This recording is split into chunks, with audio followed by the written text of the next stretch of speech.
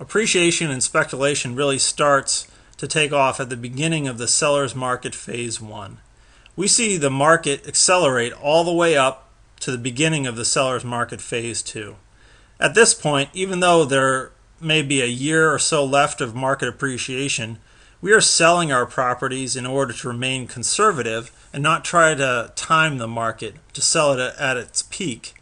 Because after all, if we miss the peak, even by a month, we could end up riding down the backside of the market, which we do not want to do. We are putting ourselves in a cash position so that we can be ready to reinvest in another market that is starting to enter the buyer's market stage 2 area and will ride the wave up again and again. That is really the essence of emerging market investing. We're able to make money in all of the phases of the market cycle in our own backyard by knowing what strategies to use and what the key characteristics are to identify what phases of the market we are in. I'm an expert in market cycles. This graph that I put together shows all of the market cycles and what the key characteristics are to identify what phase we are currently in. Right now in the Boston, Mass area, for example, we find ourselves just coming out of the bottom of the buyer's market stage 2 area. So we're kind of right in this area. And you can see by the characteristics, the demand is beginning to rise as more buyers are qualified to buy at low prices. This is starting to happen, not a whole lot at the moment, but it's getting there.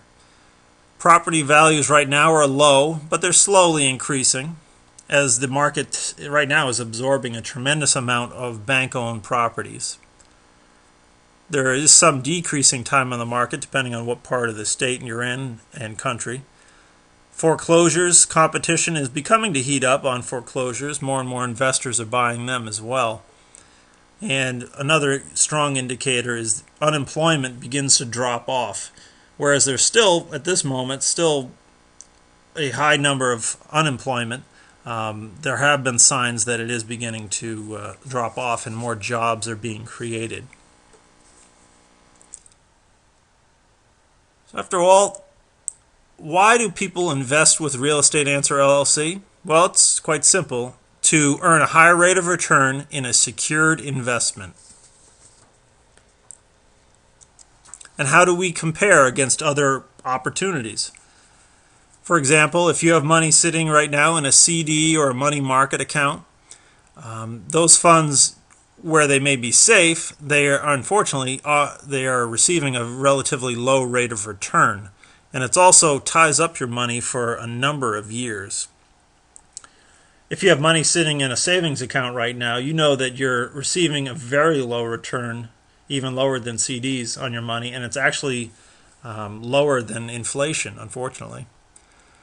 And if you have money sitting in a stock market or mutual funds, they are potentially high rates of return, but as anyone knows that's been investing over the last couple of years in stocks, there's far more risk.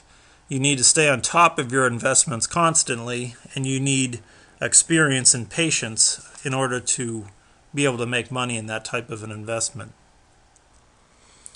Real Estate Answer LLC's mission is to bring small and large investors together so that we can achieve together the same buying power and benefits enjoyed by large institutional investors in the purchase of commercial real estate. We have two different types of investors that partner with us. We have private investors and private lenders.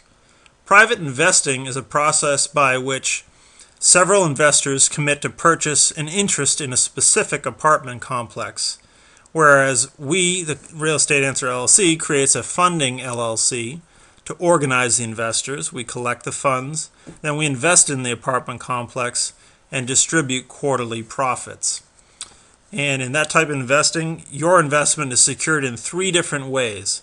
It's secured by the property, because you actually have an ownership interest. You'll receive certificates showing that as well. You'll also be secured by the cash flow that's coming out of the property, because we only buy apartment complexes that are cash flowing at closing. And the third way you're secured is by property insurance. So that'll insure against any type of natural disaster or accidents. And the great part is our partners participate in not only cash flow that's coming out on a quarterly basis, but they also participate in the profit upon resale. All of our properties are bought in limited liability companies, and you'll, as I mentioned, receive a certificate of ownership as well. The second form of partnering with us, as I mentioned, is private lending, which is different than being a private investor in that you don't receive a percentage of profit when we sell the property, but you do receive a fixed rate of return.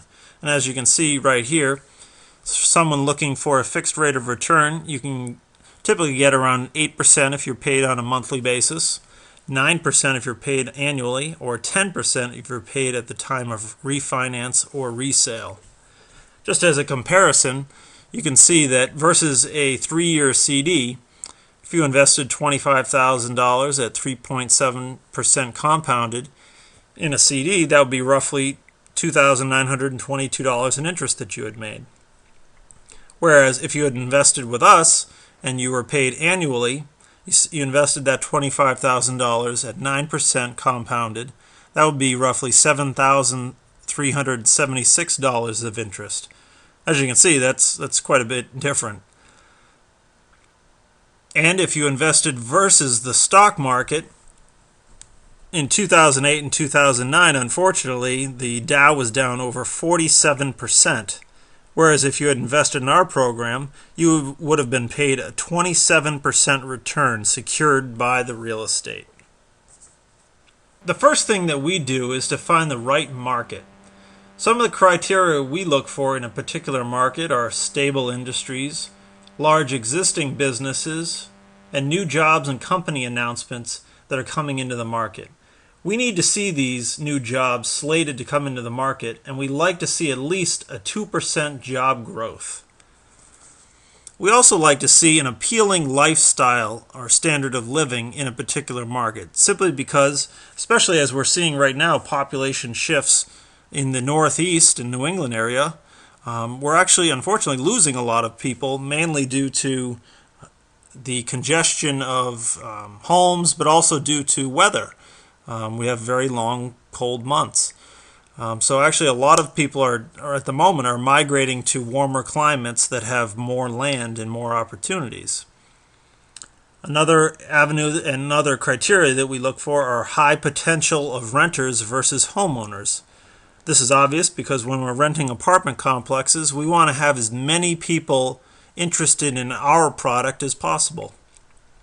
We also like to see state capitals and universities. The reason we like to see these in the areas that we're looking to invest are because state capitals and universities tend to bring in the best people of the state and the best people of the region, and tend to weather out recessions and difficult times far better than other outlying areas. Another key indicator that we look for are big box retail. And big box retail are all the big box stores, for instance, Lowe's, Home Depot, Walmart's. And we also like to see shopping hubs and health hubs in the area. All in all, we just like to make sure that people all around the region see the area that we're going to be investing in, or the city we're going to be investing in. They see it as the place to go when you need shopping or healthcare or transportation. That leads us into an airport. We like to see at least one major airport. It doesn't have to be a major one, but it needs to at least have one major carrier. And that's because that'll get in and bring in more people and also bring in greater goods and products into the area. As far as infrastructure is concerned, we like to see major highways going through the city that we're going to be investing in, either north-south or east-west. This allows products and goods and services to move freely in and out of the city, which tends to draw businesses in, which draws in more renters. We also look for cities and areas that have over 100,000 people in the area. We like that because it tends to be a more stable market, and if it's too small of a market, when we go to resell the property, the major national buyers of real estate and apartment complexes won't go into an area that's too small.